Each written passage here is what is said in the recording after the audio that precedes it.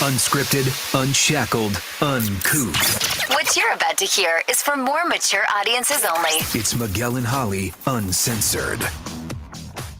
Well, hello, and welcome to Miguel and Holly Uncensored. It is our off-air podcast that we do Mondays, Wednesdays, and Fridays. Mm-hmm. But I will tell you, and I will warn you, this is the last one for a week. Just for a week. Okay, it's okay. We got this. We're all in it together. Yeah, it's fine. So next week is spring break for a lot. Basically, every county in the Charlotte area is on spring break. And Holly, you are taking your daughter on a trip. I am. She's on spring. It lined up perfectly because it might not have, like, her school might not have been on, like, but everybody is all the same. So it works out perfectly that I can take off along with every other parent, apparently, that's going on like a little mini spring break trip. It's fantastic. So that's what I'm doing. I'm taking the whole week off. Mm-hmm. And like, it's really weird, by the way. I just want to let you know that I feel terrible. Why? But I'm doing it anyway. Because you're not taking the week off. Like, I'm like, how dare I take days off that Miguel's not taking off? How dare you? Oh my God. I feel a type of way about this every time I think about it, and it stresses me out, but I'm doing it anyway. Okay, but you realize the only reason why we're not doing it the same is because I have some extra days that I normally don't take off in the fall for like a wedding, and then like Abe's charity bike ride. So like the amount of vacation time we get normally like fits perfectly where we all have the same time off. But because of those extra days, I have to sort of like nitpick little places and like siphon off. So I just couldn't take a full spring break like we normally would just take the whole week off. So like next year, we'll be off at the same time. So no, don't feel bad. Normalize you using the PTO that you signed the contract for to use. I know, but I just feel bad about not doing what Miguel's doing. No. But for the bike ride thing, I'm like, I think we're all taking off that same time, I think. But it doesn't really matter. It doesn't matter. So I'm taking the time No, I off. get it. But I mean, you have to like realize, I mean, because I was even just talking to Chelsea from the Woody and Wilcox show, because they're off next week. And they're like, oh, y'all going to be gone? I was like, no, Kelvin and I'll be here. And she was like, oh, that's different.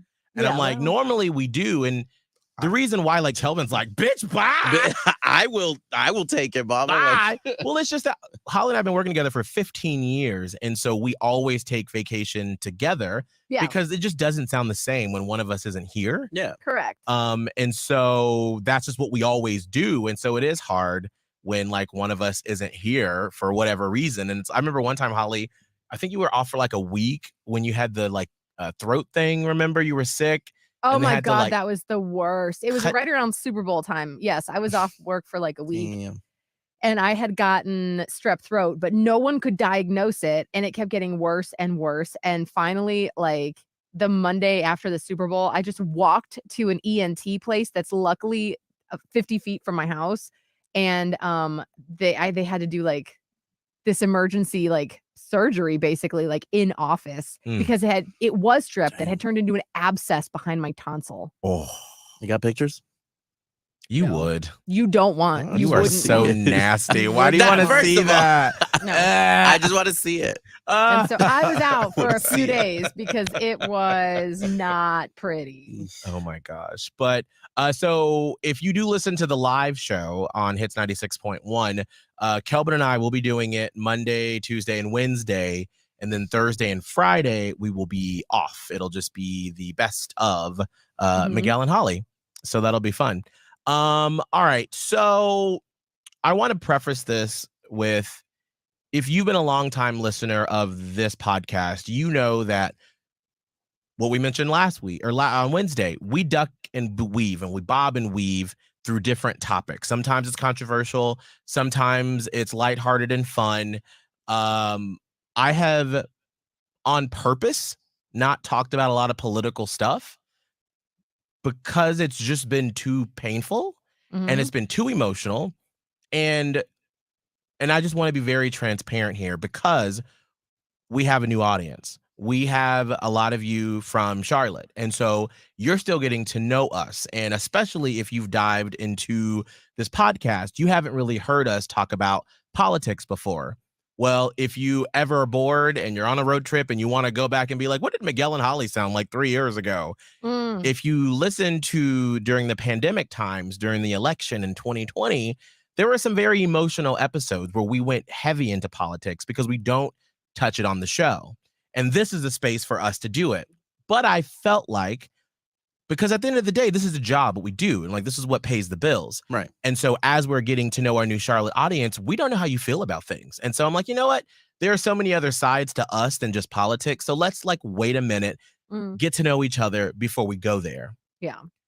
But some things are bigger than a paycheck.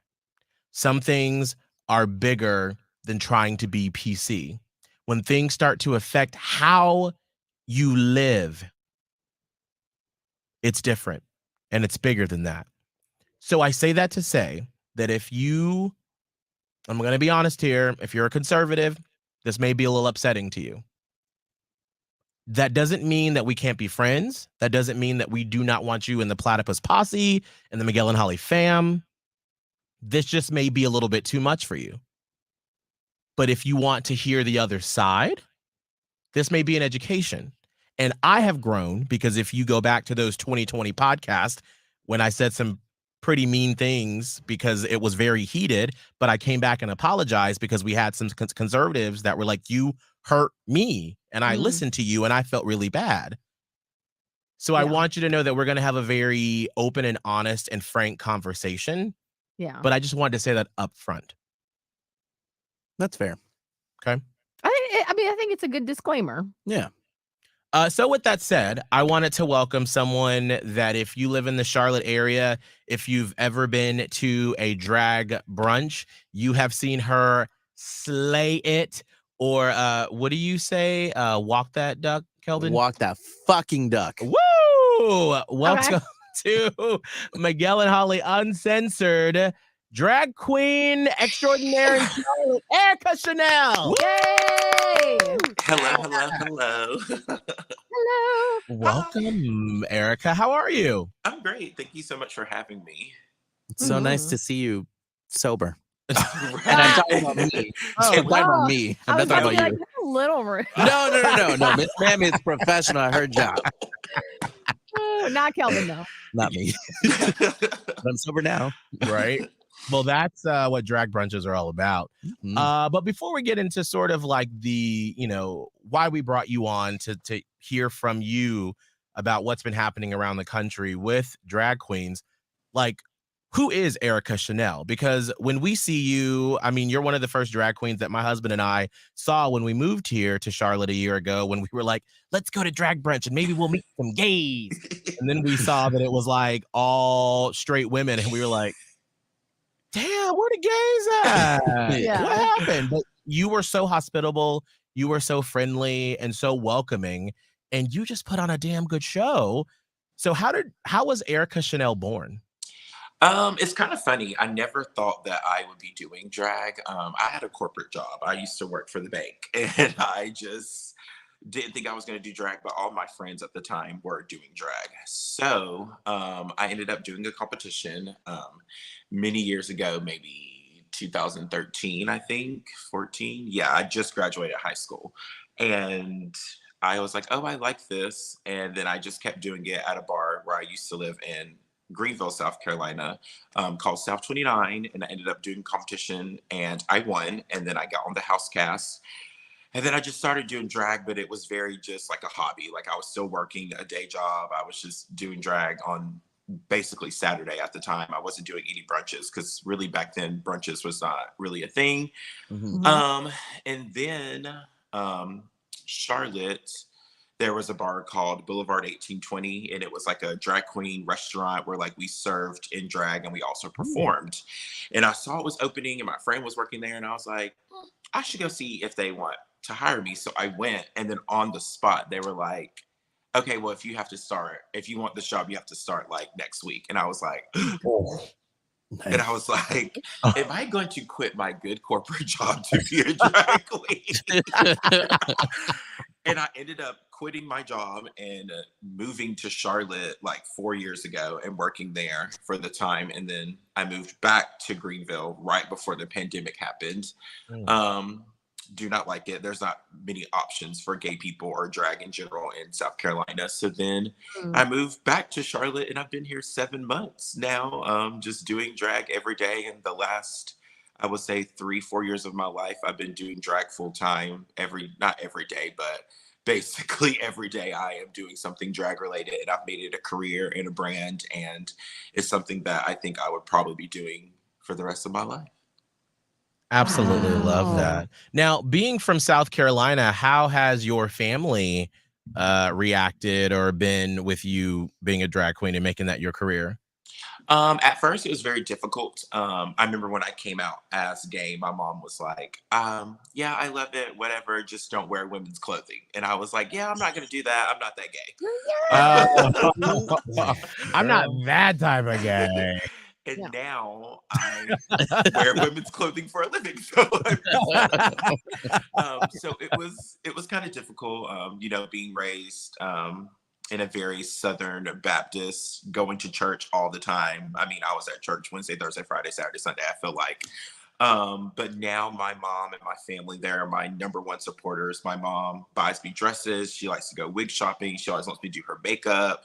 Any performance I have, she is front row on her Facebook Live filming me. So I definitely have a great support system with my family, my sister, my cousins, everyone. They think I'm like a little celebrity, so they like it a lot. Oh, that's I so love great. That's that. really heartwarming to hear that everyone has gathered, like rallied around. How long did that transition take of your mom and you? I mean, it's been for both of you. Like you're transitioning from, no, I'm not, this is who I am, not that, to like, no, this is that.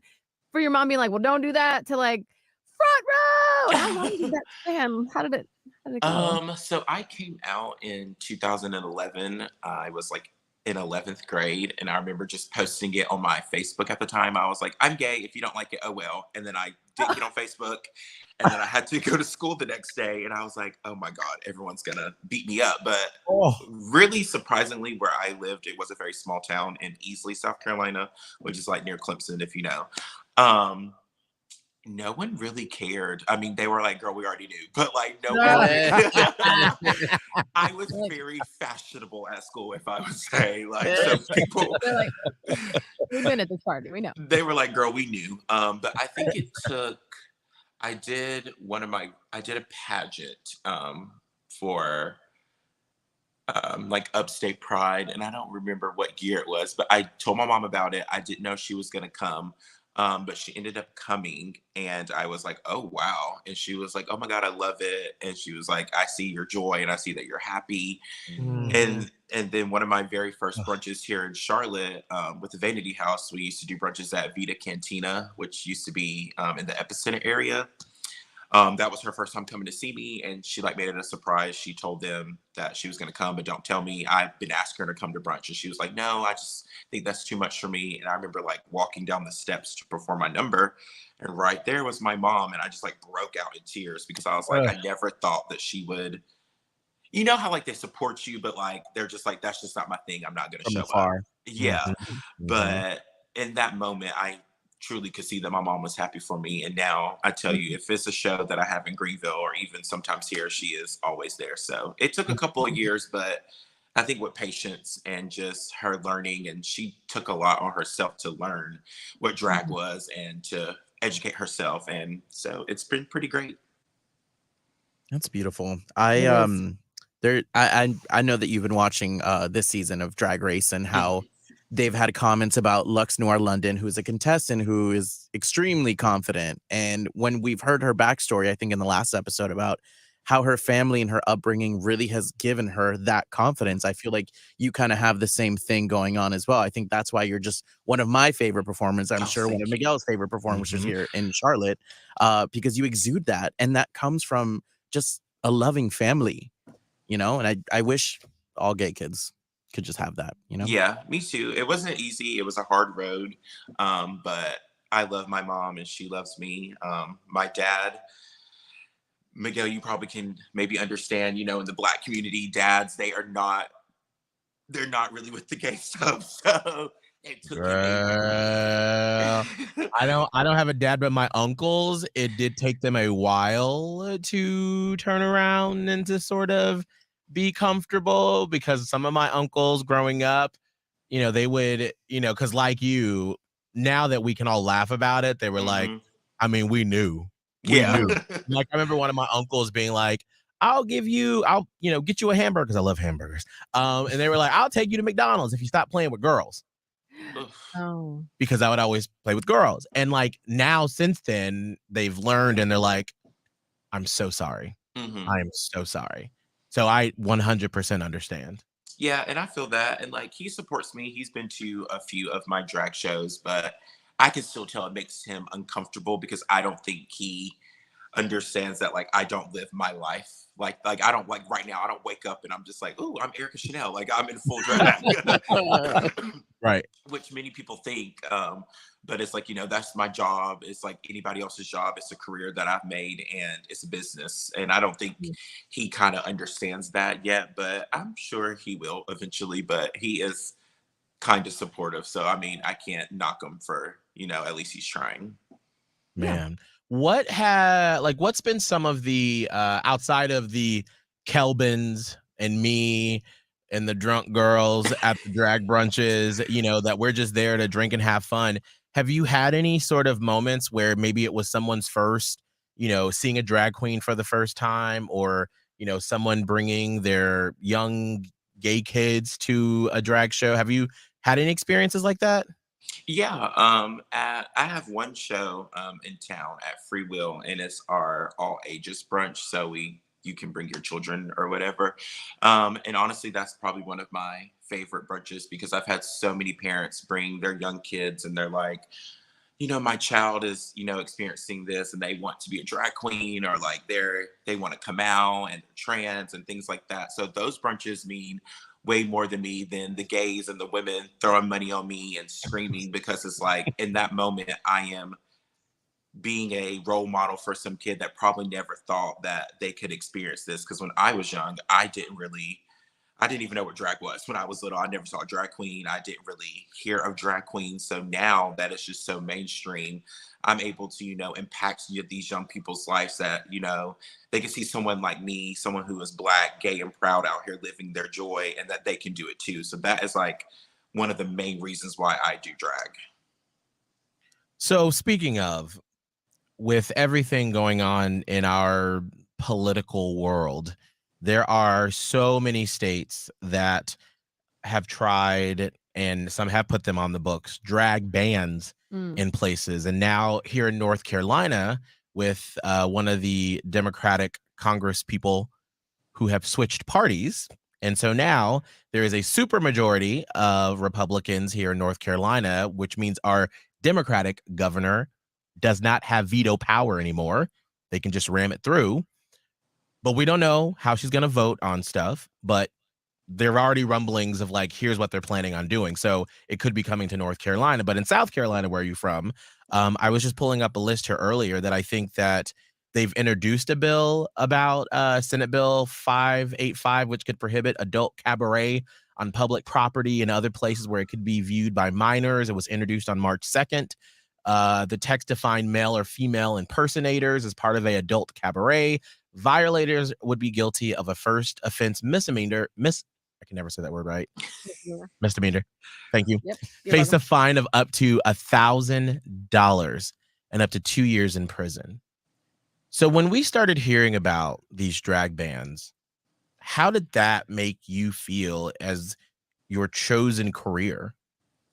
At first I was very, very, very, very angry. I never thought in my life that this would happen. I mean, I've been doing drag for 8 years now, and I just never imagined that me doing something and everybody else doing something that they love and that other people enjoy so much, we could go to jail for. And that now it's a crime. Like, to me, that is literally insane to think about, that I could leave my house to go to brunch, and just because I have my makeup on, I can get pulled over and cops like, whatever, you're going to jail. Like, for 2 years, $1,000. Like, it very much is frustrating to me. It's very emotional to me because, I said I wasn't going to cry on here. I'm just living my life.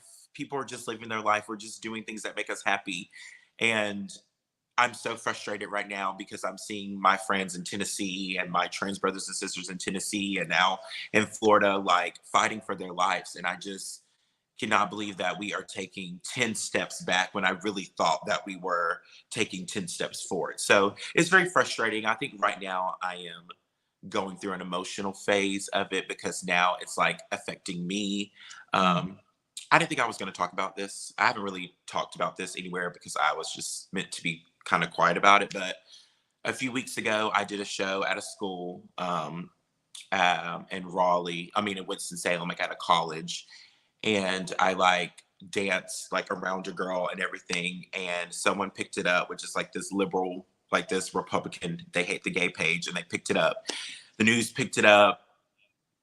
Washington Post picked it up. So I've been getting numerous of death threats and all these comments here for the past maybe 2 to 3 weeks, which no one would know because like I'm still going out and doing my job, and I'm very much, this is my career, so I can fake it till I make it. But now it's hitting me personally. So I feel like now more than ever, I'm ready to fight. I'm ready to get out here and protest and do what I have to do because no one's going to stop my joy.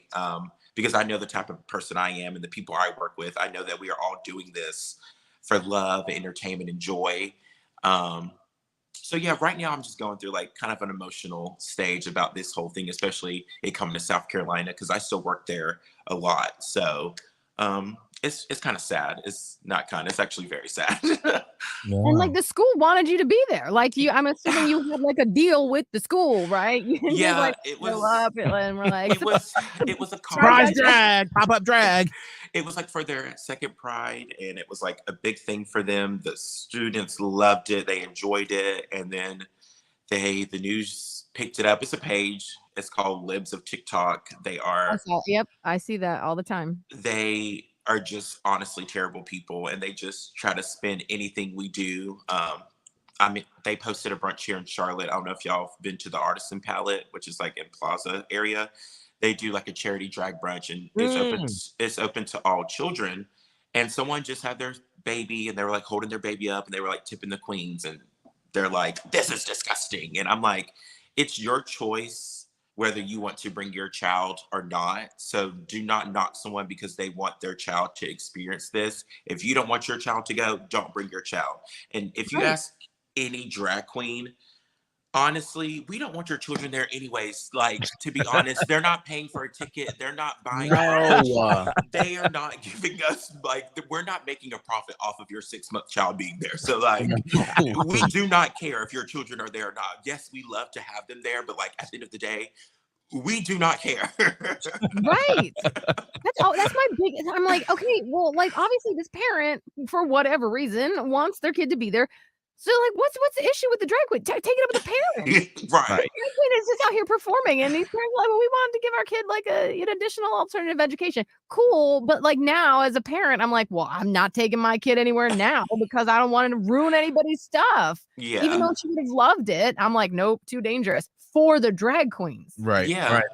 And we know how to, I feel like as a drag queen, we know where our audience is. So like the numbers that I would do at Scorpio or like at a nighttime gig, I'm not doing those same performances when a child is around. And like, I know right now in the world, they're comparing how we perform in the club to Drag Queen Story Hour.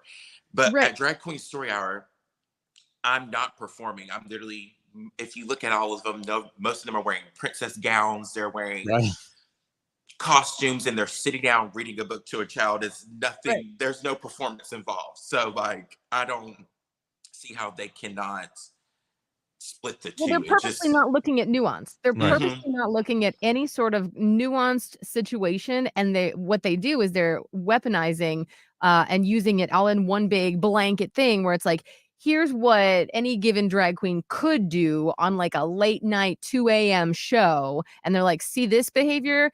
That's for all of the children in the world. That's what they're doing. And I'm like, okay, well, that's one way to be willfully ignorant. So there's that. Right. It's very, it is emotional, and it's very disturbing to see that type of, I don't even know what the name of it is, but that behavior happening. Yeah. I think what just makes me so angry is that for us as gay people, like these are our safe spaces. These are our places where, I mean, for like all of my career, you know, Holly and I've been working together for a long time, and we always have had like straight coworkers, and they used to always make fun of me and be like, "Why don't you ever want to hang out with us on the weekends? You're always surrounded by gays." And I'm like, because my life is, you know, especially back in the early 2000s, you know, when we wouldn't talk about gay stuff on the radio except for like the funny stuff, you know, but it was always about straight people. And so I'd always laugh and say, I want to be enveloped in gay every weekend. I just want to be gay, gay, gay. You know, but now that it's open and we talk more about stuff, and now like we have 2 gay people on a mainstream, you know, big market morning show, you know, things are better. But like the fact that people are trying to come into these spaces that are so sacred for us, that we feel so protected by. I mean, and I don't want to equate it to death, but it's like almost the feeling of after Pulse. And when I remember going into a bar in Ybor in Tampa right after Pulse, a week after it, and thinking like, am I safe? Like, should I be here? Like, I'm scared.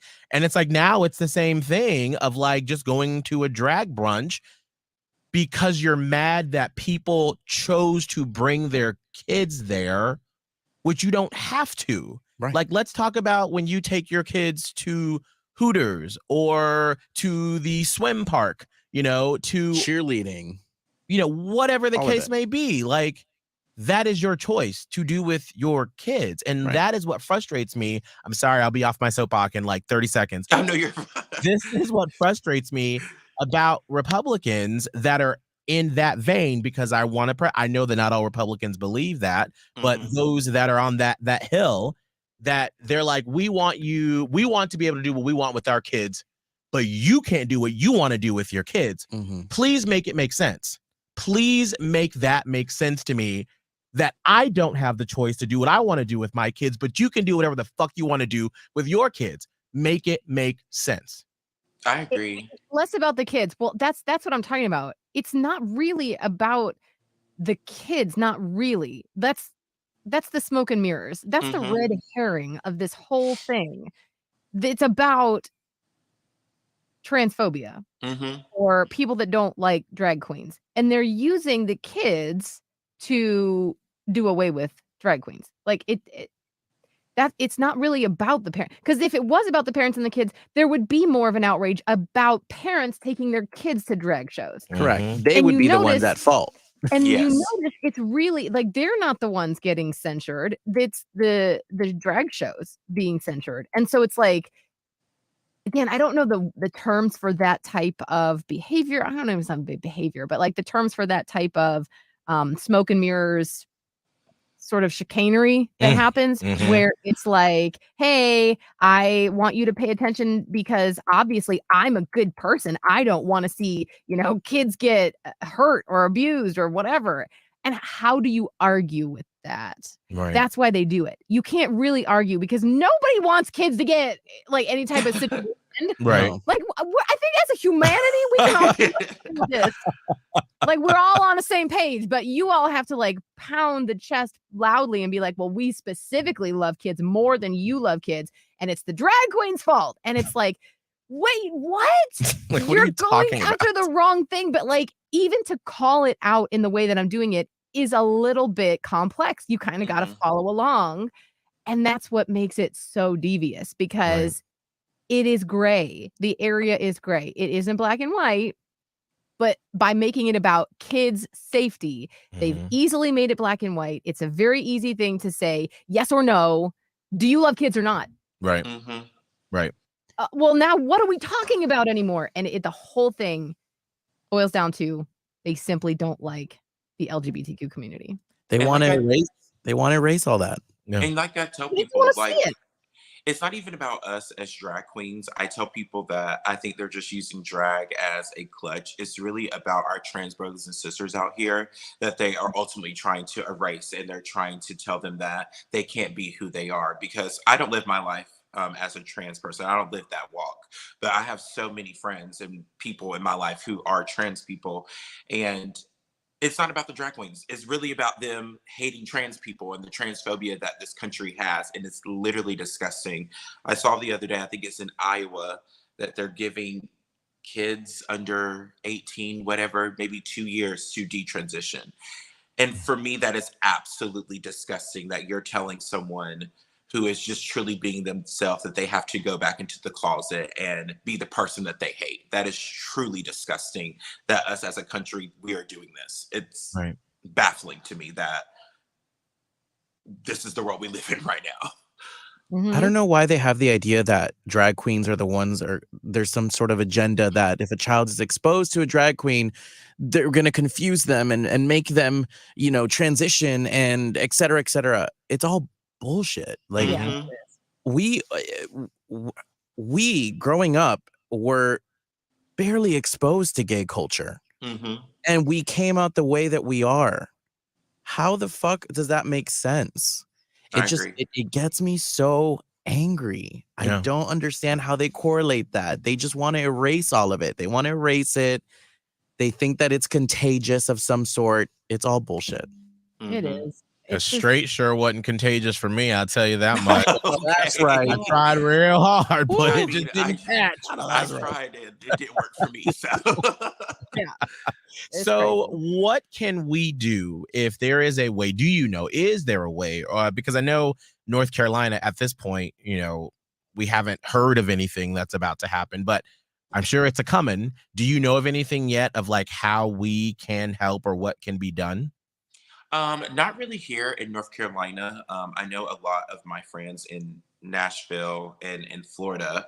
They are right now just doing a lot of benefit shows to help these queens and these trans people who are, doing what they do, and they may have to quit their jobs, or they may have to, because it's going to be hard for these people to live their lives now because they can't do their job. So I know a lot of places are like doing benefit shows or links where you can donate your money to them and things like that. They're telling a lot of people to contact their legislators, and just, basically tell them that this is not right, to keep emailing them, call them as much as you can, because they have to hear us one way or another, whether they want to or not. And I think staying silent is not, in this case, is not going to work.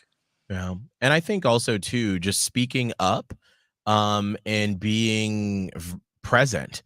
Like if you go to a drag brunch, like Erica said, call, your representative, and get people to vote. And when you hear Hmm. someone saying something offensive, tell them to stop.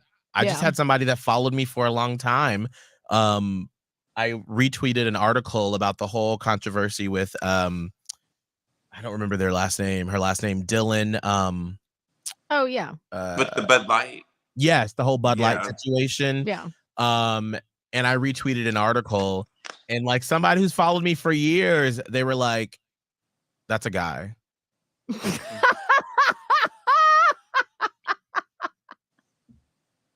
I was like, Were you like, "That's a can hot I take." help you? Like, Can I help you? What are you doing here? I literally was just like, "No," and then I hit block.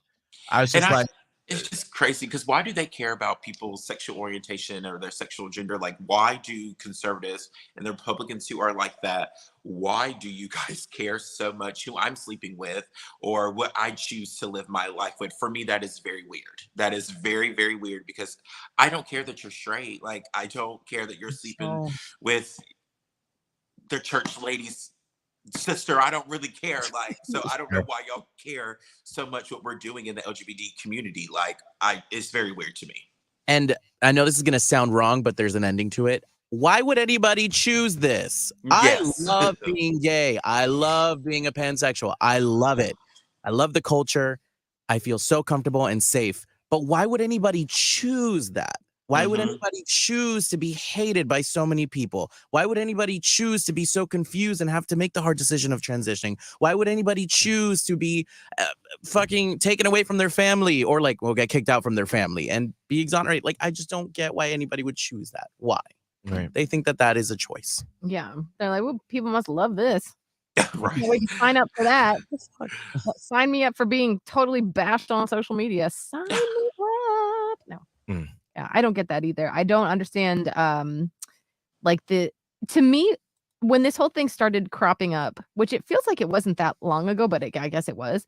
I was like, what are we doing? I was like, are we this bored today? Can we find nothing else to do today? And I'm like, and the more that it builds, because I thought it would kind of like peter out, you know what I mean? Right. But the more it continues to build, I'm like, for real though, we have real world issues. Like enough with this nonsense. Like there's other things that we can spend our time on. Or maybe you are so bogged down by like absolute garbage in your own life, it gives you some sort of weird pleasure to fight this random battle. I don't know what it is, but it's like maybe find another cause that's actually going to help someone or something else. It just feels like it's very it's just for show. Right. It's Well, just, it is. It's just for show. It's very performative. I mean, you have to remember Performative is what I was looking for. that the people that are in charge, that are trying to, their whole goal is to get conservatives elected. There are two different types of conservatives. You have the like Mitt Romney, George Bush, we want to lower the taxes, we want to help out our rich friends and all that stuff. The conservatives I think of like from my childhood and teen years. Right, George Bush, those people.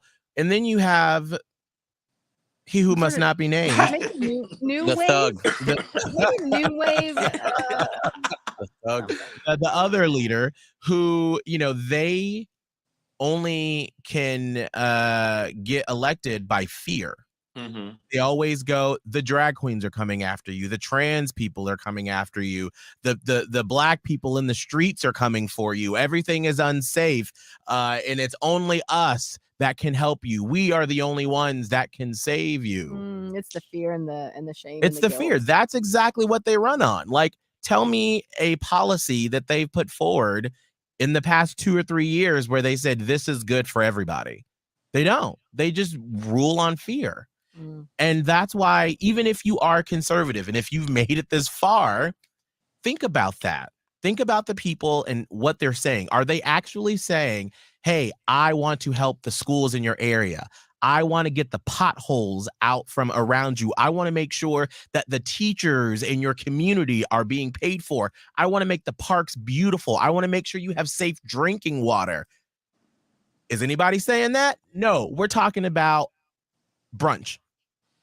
And I just want to have these people even been to a drag brunch? Because I'm sure, as y'all both seen, most of the people that come to my brunches are white women, white, straight, cis women who bring their husbands.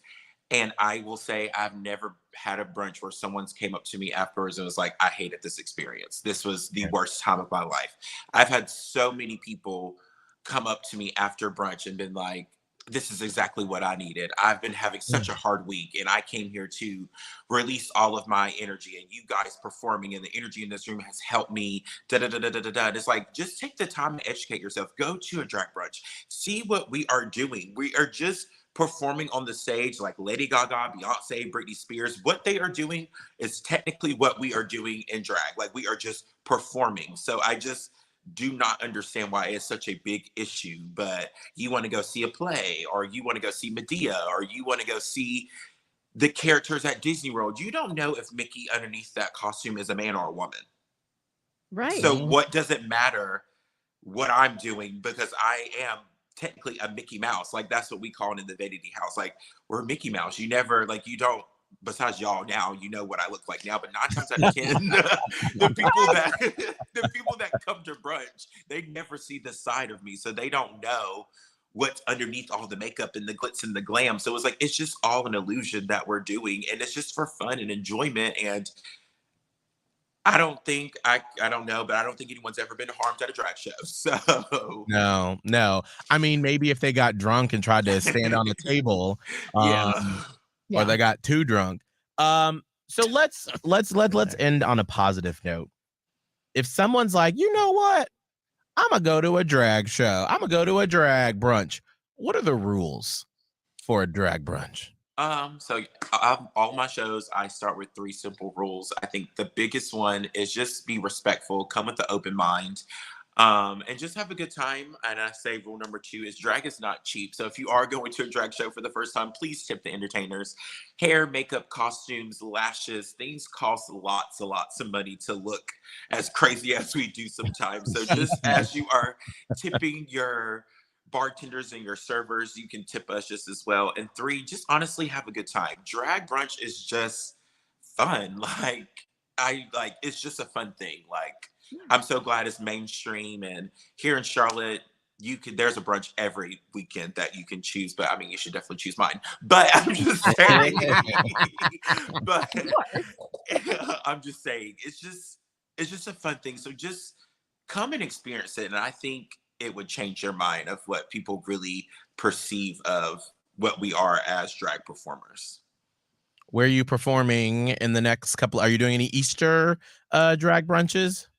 Yeah, so this Sunday we have brunch at All American for Easter, but we're also celebrating my good sister Ariana Venti. It's her birthday on Sunday. And then next Sunday is my birthday brunch at All American, and it's going to be fabulous. So I have brunch every single Sunday at All American in South End.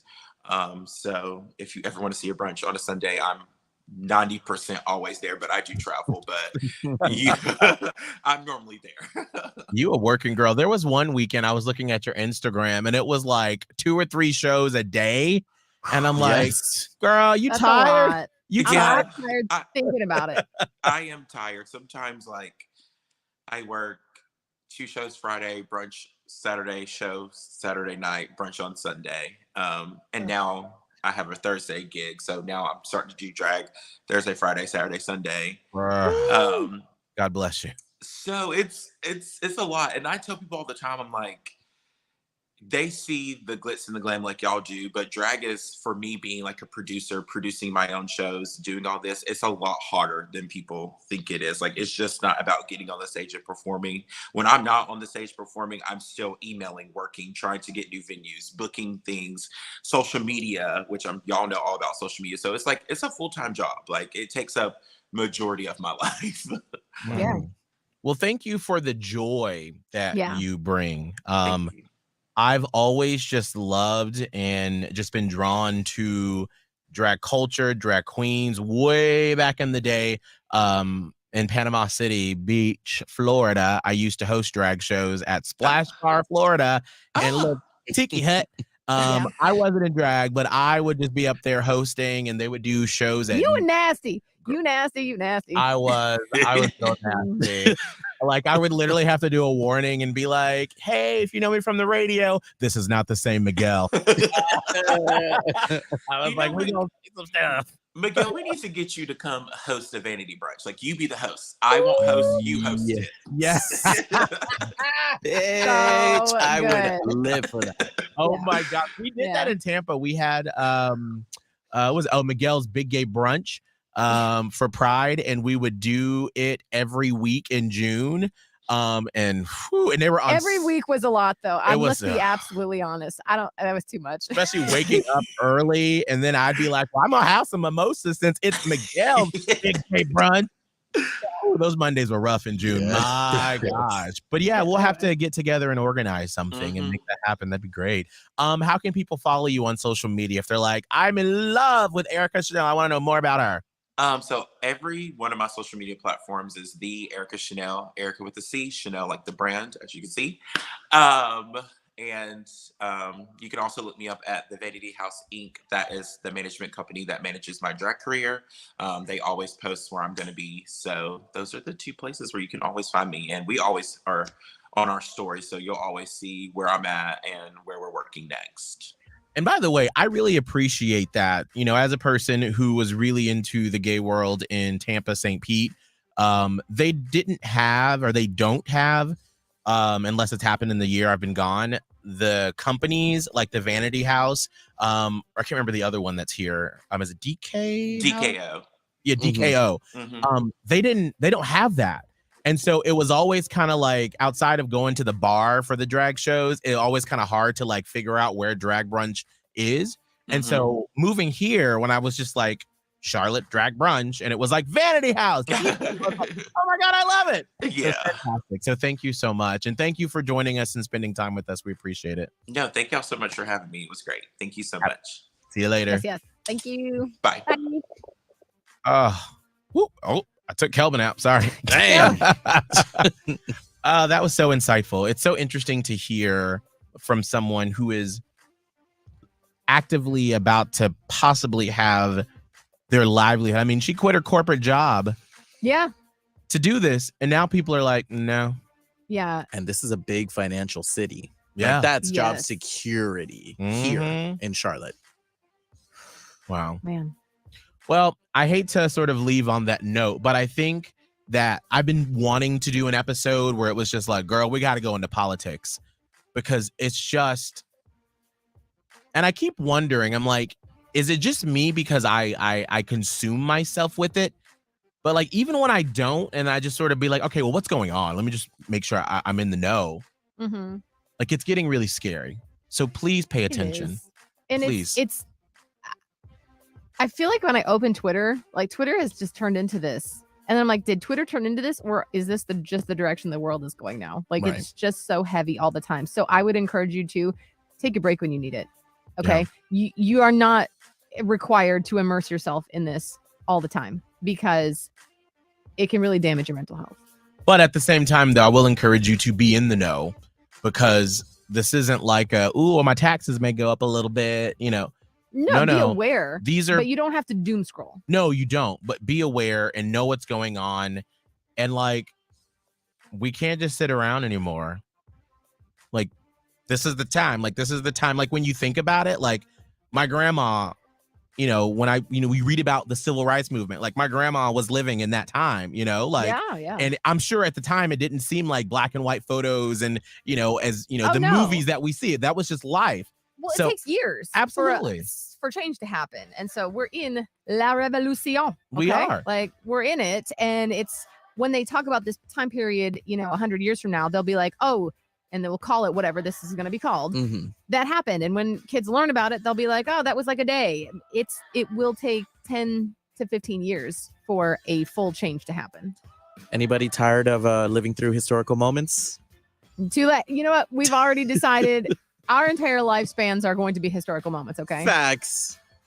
Kelvin, We're all your blessed that way. Yes, we are. Mm-hmm. Kelvin, what's your social media? At Kelvin Live, TikTok, Twitter, Instagram, and you can find me on PlayStation as Bussy Killer. Yes, You already know what it means, and I'm embracing it, and I'm not ashamed anymore. Got it. And then can you give us a little swish of the loudest jacket I've ever heard in my entire life? It wasn't that loud. No, And it's cute too. I look like a pink Power Ranger. Please, if you've never listened to the Miguel and Holly full show, go to Friday, April 7th to Queen City Confessions. I literally lost my shit this morning because because when we start the segment, it's quiet. And so I'm like, we are live. Switch it for me. We are live on the. I can't do it. You're so mad. I know. All I And I didn't even notice it until you pointed out, and then I'm like, well, now that's all I can hear. I don't know. It's cozy. It looks like it's like kind of very 90s material. Like, it's like, okay. I love it.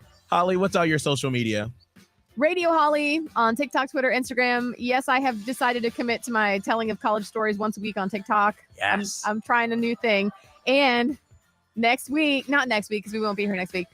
The week after, I'm going to give you a little sneak peek now. Ooh. If you are a Charlotte listener, there is a new social networking app that I'm working with, and it's called We. It's W with 4 E's, and it's like everything. It's like social networking, social media, dating. You're going to see which restaurants are having like specials and stuff that night, or like where the cool places are to hang. So anyway, if you want to be like an early adopter of this, and I'm on it, you can find Holly O'Connor. It's W with 4 E. I'm sorry, yeah, W with 4 E's. We. I just say we though because that makes it weird. But anyway, check that out. You can find me, Miguel Fuller, MIGELFULLER, on Instagram TikTok, Be Real, my fave, and Peloton. Remember, we'll be gone next week. We'll be on spring break. We'll be live on the show Monday, Tuesday, Wednesday. So listen to the podcast. We'll be back the week after that. Bye. Miguel and Holly Uncensored. Catch it on the iHeartRadio app or anywhere you listen to podcasts.